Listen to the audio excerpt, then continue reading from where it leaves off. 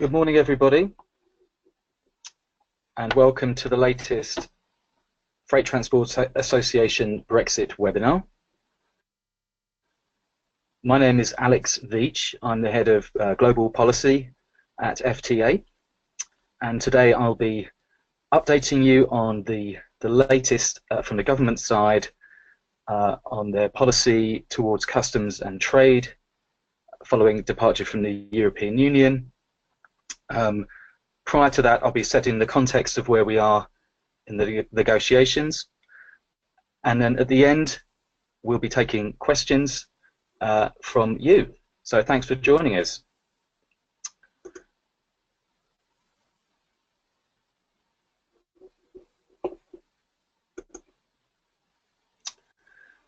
So first again, I'm going to go over the context, the process, where we are in negotiations.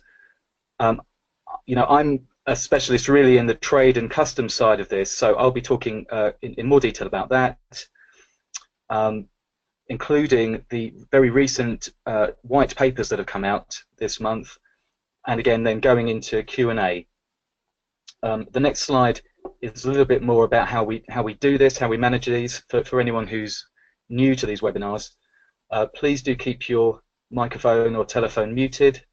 I am recording this, and it will be available on the website. We won't be able to deal with technical issues during the webinar. Now that said, you should be able to see your questions text box on your screens. If you are experiencing anything that's preventing you hearing me or seeing what's going on, drop a question in the box and I'll do my best to resolve it as we go.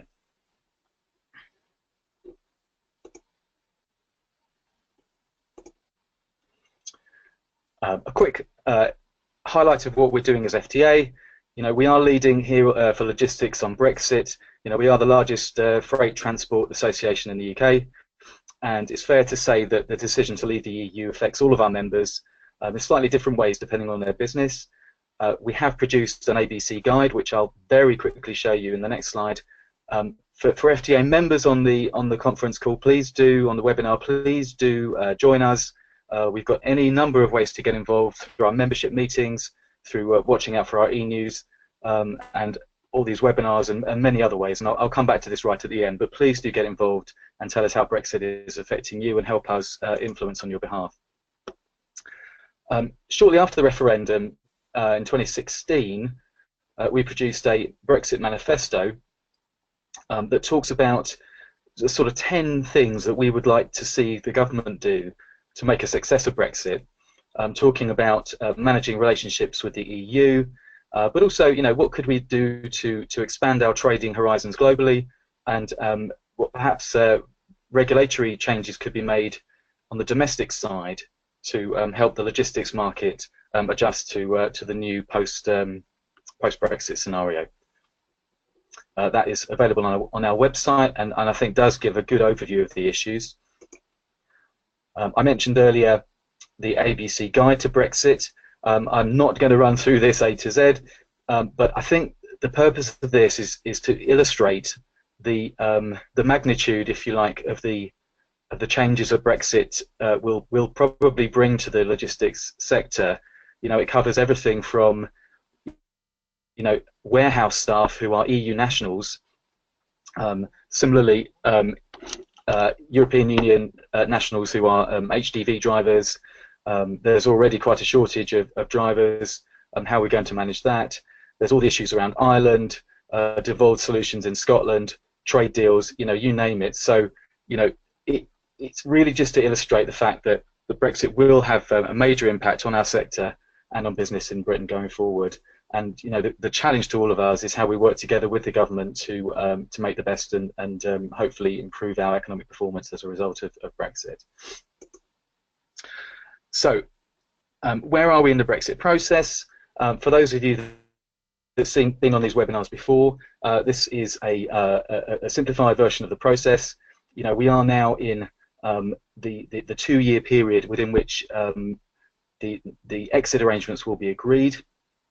A couple of weeks ago or so, we actually passed the 18-month mark, And so we are looking at Brexit happening end of April 2019. We're about 18 months away from that, and really the issues at the moment, as no doubt you will follow in the press, are when are we going to get down to the actual negotiation about trade, and not just be speaking about the withdrawal arrangements themselves.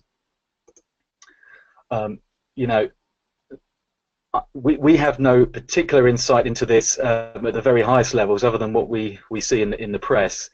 We try and keep very close to this, but I think as many of you will know, the debate happening right now is have the two sides in the negotiation seen enough of each other to be comfortable moving to the discussion about the trading arrangements or not. As we speak, these discussions are going on the highest level. I think it's fair to say from our perspective, our members' perspective, I think every business in the land would hope that we can move forward to a discussion of the trading situation, so that we could avoid the cliff edge that may arise if there's no transition and if there's no long-term planning available for business. And I think the next few days will be fascinating to see how this goes. And I think my colleagues who are in Brussels and follow this very closely are looking to the December meeting of the European Council to see whether a formal agreement will be made to push forward on this. So please do keep in touch with us on this. We'll be reporting out and briefing out as soon as we know anything further, and can hopefully add value to your planning on Brexit by advising you on these more detailed political issues as well.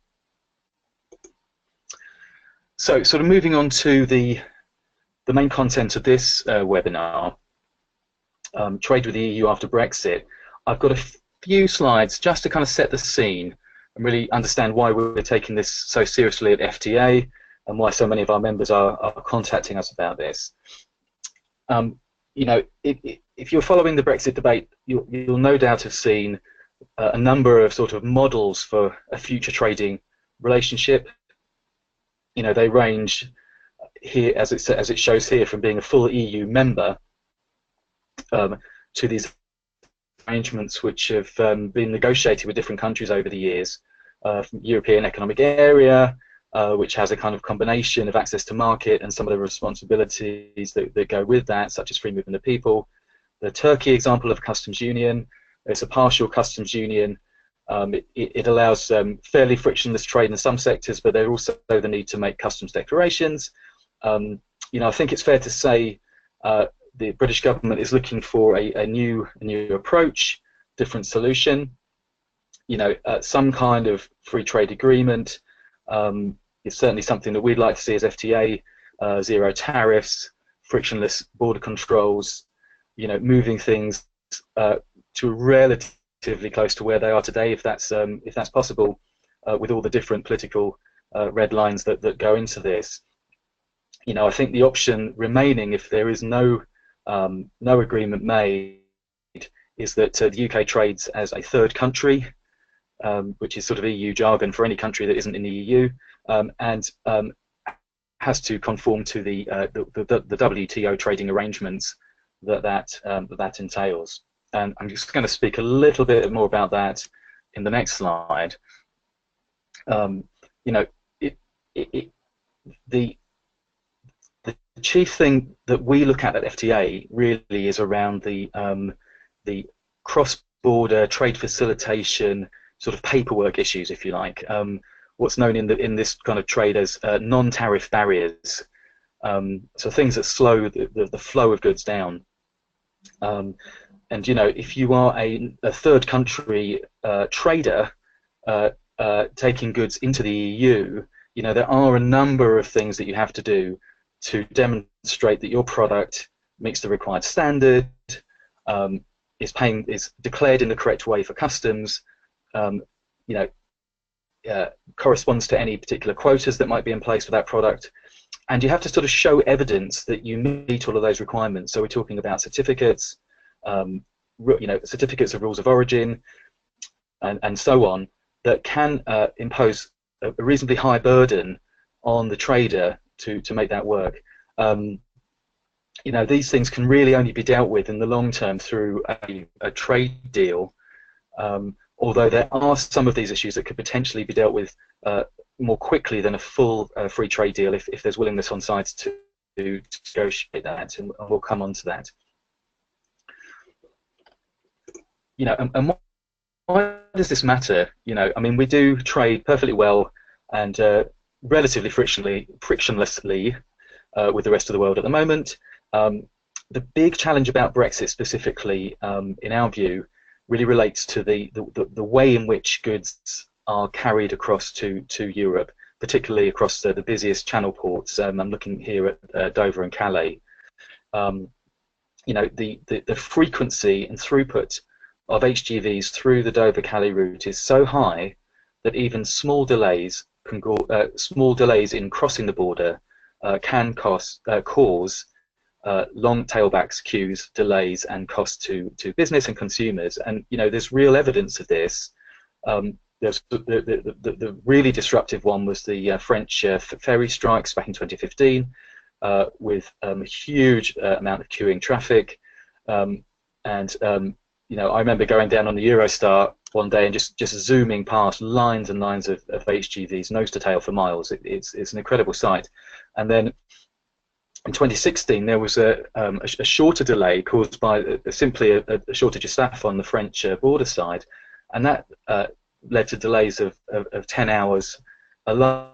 And so, you know, we do see that even a few minutes delay per HGV could create a permanent queue. How far it goes back, what the impacts are hard to say, but if we're talking here about express deliveries, post agricultural products, i.e. food and flowers and other meat products, things that have to move quickly, this is a real problem for whole sectors that have grown up and rely upon this frictionless movement between UK and France in particular.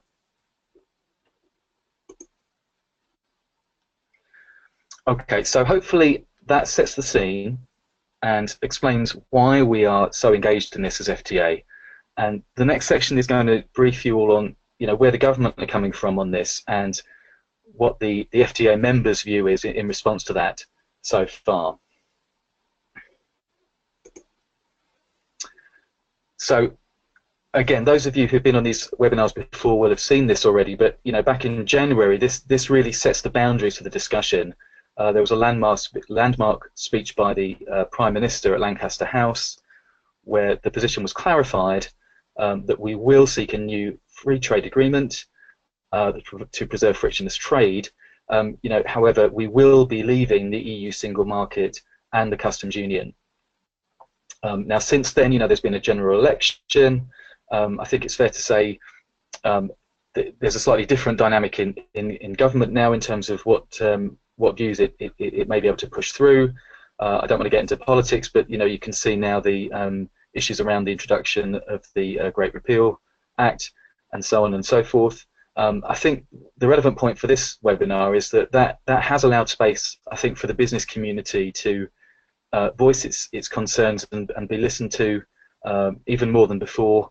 And I think you've seen that probably in some of the messages from all the major business associations over the last few months in particular. Now, you know, the major landmark since that speech in January came in August, where you know, we saw a very, very interesting and important policy document come out from the government, which really put a bit of colour on the thinking around how is this trading relationship with the EU, particularly on the customs side, how is that really going to work? And I'm going to go into this in a little bit of depth because it's important and it may kind of set the scene for how things work after Brexit. So let's go into that now. So there are two stages in this. The first stage is a proposal which, you know, at FTA we were absolutely thrilled to see for our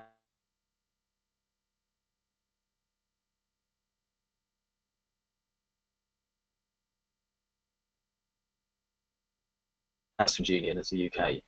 This would be something that's not too far away from that. The UK the space to disagreements with other countries but not sign them. And importantly, this interim period avoids what the business community likes to refer to as the cliff edge. It allows time for planning. I think it's fair to say this is probably the #1 thing that FTA has been calling for since the referendum, and would like to see, just to make sure we can get that breathing space, get that time for the politicians to negotiate and agree a way forward, and then for business to adapt. So that's a huge positive thing that came out of this paper, and hopefully that the UK government will succeed in negotiating that with their EU partners. Now, on to the more specific things around customs. The paper then set out two really interesting approaches to how to manage customs. The streamlined arrangements one, which is relatively straightforward, and I'll take that one first, and then a new idea called a new customs partnership, which is a little bit more complex, and I'll come to that second. So first things first, streamlined arrangements. So I've tried to put this graphically on the slide here. So here we have a situation where there's a customs border between the UK and the EU, and the question then arises: how can goods move across that border as seamlessly, as frictionlessly as possible? And really what's mentioned in this paper is that we're going to need a variety of measures that could add up to a sort of frictionless arrangement. And there are certain things mentioned in the paper which we are fully behind as FTA, including a really good one is this idea of a waiver for safety and security. Now, as you may or may not know, bringing goods into the EU from outside the EU, as well as all the customs and transit and transport documents you have to provide and certifications of this and that, you also have to make a separate security declaration, and that has to be within a certain time of arrival in the EU customs border. The timing of that depends on the mode you're using.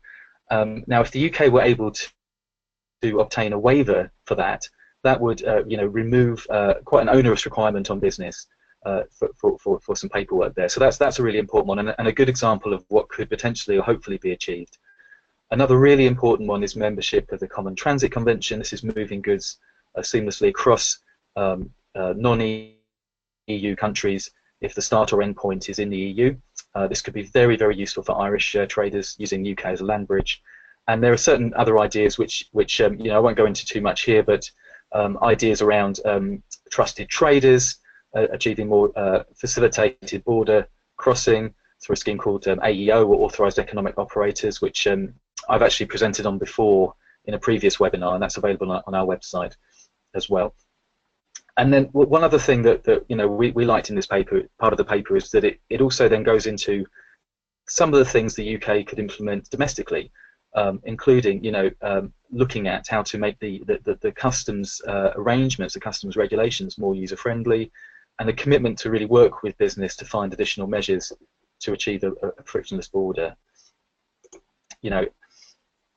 What did members think in this? Well, this is something that I think realistically our members can see being the way forward. The concept is good. There's some good suggestions in there. This security and safety declaration waiver I mentioned before, that's a really good idea. I think it's fair to say of the two options that we're going to talk about, this is perhaps the more realistic one, really worth putting a great deal of thinking and consultation around. Our members had some additional ideas which we fed back. Now, those of you in this trade will know about EORI numbers. It's the ID number that you need to trade with outside the EU. We are going to have to establish that for UK traders going forward as the UK. And we're wondering whether there's a way to sort of simplify that process and perhaps link it into a VAT registration number as a question, and we're going to test that with HMRC. And also, looking forward, looking a bit more in depth at this, is there a way to sort of integrate some of the different paperwork and certification requirements into a single declaration, a kind of single window approach, maybe somewhere away, but it's the kind of thing we'd like to see the government, considering looking forward. But the key point is what we need to avoid really is the need for HGVs to stop and present a load of paperwork at the border. This is where you could see delays arise, and we need to see far greater use of electronic declarations, pre-clearance, moving the border away, moving the customs border away from the physical border, as far as possible. Now, onto the second of these ideas presented in the paper was the new customs partnership. Fascinating idea, really is, and I've tried to again put this graphically on the screen. So you've got here the concept of a customs boundary around both the European Union and the UK. So the UK is still within that boundary,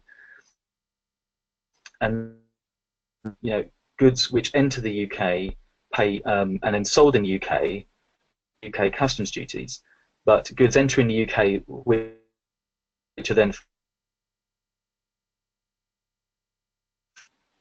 Now this takes away the customs border between the UK and the EU. However, it does entail really tracking the goods on their way through the supply chain through to final sale to ensure that the correct duties are paid. We ran this past our members, just a highlight of what they thought. I'll take the pros first. I mean, as I said before, this would remove the customs border, which could then sequentially remove or reduce at least the delays at the UK-EU border. There could potentially be a financial benefit in some cases if UK duties are lower than EU duties. And yes, there would be an administrative burden, but I suppose this would have to be weighed against the administrative burden for the previous model, whereby we're talking about reducing some of the paperwork requirements, but not eliminating it altogether.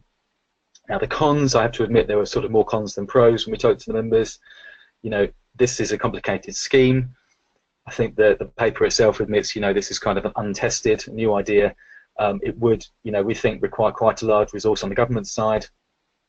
Some of our retailer members were talking about the need, because they sell online to the continental European countries, would they need to have essentially two different product ranges, two different parts of their websites to retail goods directly, given that different duties would be payable. Our members that are in the supply chain game, they're talking about the complexity and administrative burden of and responsibilities and roles about tracking goods all the way through entry to the UK and then to final sale in the EU. There are all kinds of questions about, who's liable if the duties aren't paid, and how would any underpaid or unpaid duties be recovered. And so, and indeed there was a question about whether this idea could be challenged under WTO rules. I'm not a trade lawyer, but I think that is a very, very important question that should be very carefully considered as well. So as I said before, I think it's fair to say the more realistic of these options in our view, in our members' view particularly, is the streamlined arrangements. And certainly I think that's where we'll be putting our thinking time and our engagement with members to get their views on how to make the streamlined model as effective as possible. But we have fed these points back to the government. Okay, in the interest of time, sort of moving on to the final part of my presentation. This month we've had publication of two more government documents called white papers. So kind of more formal than the policy paper on customs that came out before. And there were two of these, one on customs and one on trade. And I'll just briefly summarise them both in turn. So the customs white paper came out on the 9th of October. It's a white paper on the subject of the customs bill, which is we're expecting to be published sometime this year. The legislation will set out the customs legal regime, including VAT and excise as well. The UK will need after Brexit, and I think the intention is that this will replicate as far as possible the effect of existing EU customs laws. Now, I think that's absolutely what business is expecting. I think it's right in the paper to say that this is in the interest of business continuity. A very interesting part of the paper that is worth a closer look if you haven't had the chance to review it is what it says about sort of contingency, and I think it's quite rightly setting out that the legislative framework will allow for whatever outcome is reached in the EU negotiation. So it's very clear the government, does prefer the negotiated outcome where we have a new trading arrangement that results in frictionless trade. However, I think it is right to have the legislation that allows flexibility to implement whatever deal is reached. And there's quite a bit in the paper about what thinking the government is doing about contingency plans. There's quite a bit in there about how, if there is no deal, how the Dover, Calais and other busy kind of roll-on, roll-off port supply chains could be managed. And it also, interestingly, asks business for information on their contingency planning. Now this is a new bit of government thinking. We are in the process of and about to do more of a sort of membership consultation on this ourselves as FTA. And I think what we would do is then comment on this back to the government and put this into a future webinar. But I think it is important to flag this up and suggest those on the call who are obviously interested in this to take a look. And if you can feedback to the government on your own contingency planning, I imagine they would be absolutely fascinated to see that, and I think it would help in their deliberations. And finally, there's also been a white paper on trade. This is a bit less legalistic and a bit more policy focused. A very good paper. Again, it sets out the principles for trade policy after Brexit and then practical steps to deliver them. And there's some really interesting stuff here about how the Department for International Trade sees things working. They're talking there about this government procurement agreement. That is a big market. That would continued engagement with that would enable British government companies to bid for government contracts in other countries that are parties to the agreement, and vice versa. That is very important.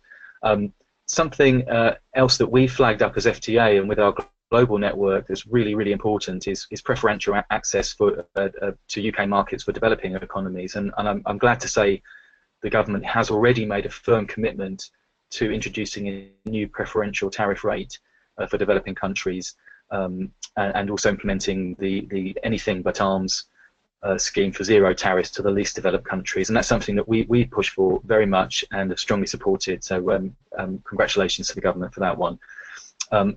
There's more in there about moving EU trade agreements into UK law and about trade remedies. These are I would say essential things that need to be put into place. I think more detail on both of those will come out shortly. And again, we're just about to go into our series of meetings with members over the next month, and we'll be consulting on this and checking out their views. But again, we do already have a strong position of support for the preferential access point. So coming to the end now to my presentation part of this. So before, if there are questions, we can open it up for questions. I would encourage all of you to stay tuned to these monthly webinars. You can watch previous editions, watch them back. As I said, there is one if you're into the trade facilitation issues. There's a more detailed one that I did a few months ago, which is up to look at there. Do sign up to our e-news, and if you are a member, please do engage with us. Please join our meetings. This is the way to ensure that we're hearing your voice and that we're communicating on your behalf as well as we can.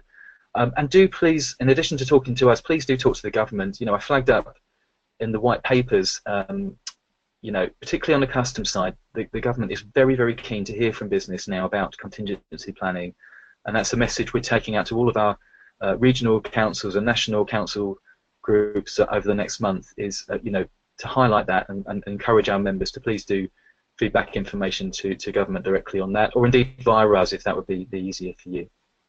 And finally, we are now offering a new service, FTA Europe Premium Service, which is designed, with Brexit in mind. And this is something that would be sort of added on to an FTA membership to provide additional briefings, weekly basis and a monthly basis, alerts, and also kind of the opportunity to engage with stakeholders, in the Brussels arena. And in UK, and to sort of hear more from the expert staff at FTA on the EU negotiation piece, and from specialists like myself on the trade and customs side to help you in your planning for Brexit. And if you can see the handouts tab in your screen, I've attached there a short little flyer, really, that just explains a bit more about the FTA Europe Premium membership offer. So with that, thank you for your attention. I hope I didn't go too quickly through it, and please do follow us on Twitter, on Facebook, and on our website. And we do have some time now for questions. I am looking at the question pane. Hopefully you'll be able to see, for those of you that are online, the questions box. It is a case of sort of typing questions in, and then I'll address them. So I'll just give this another few seconds to see if people start typing. Okay. Okay, fine. So I don't see any questions. Just while I close this out, if anybody does want to add anything, do please fire away in the question box there. But otherwise, I will assume that we can conclude the webinar. Okay, so thank you very much indeed for your attention. I hope that was useful for you. Brexit planning is going.